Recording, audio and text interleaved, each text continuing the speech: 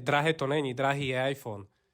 A máte ho na rok, na dva a znova si musíte kúpiť nový. Toto máte výsledok na roky, čiže o tom sa ani nebavme. A to je hlavne najlepšia investícia na svete, alebo najlepšia investícia ešte raz na svete je do samého seba.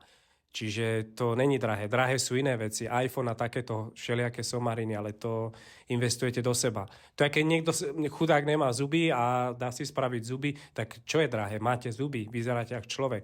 Nemáte vlasy, dáte si spraviť SMP, máte vlasy, tak čo je potom drahé? Určite to není drahé. Určite to je cenovo dostupné.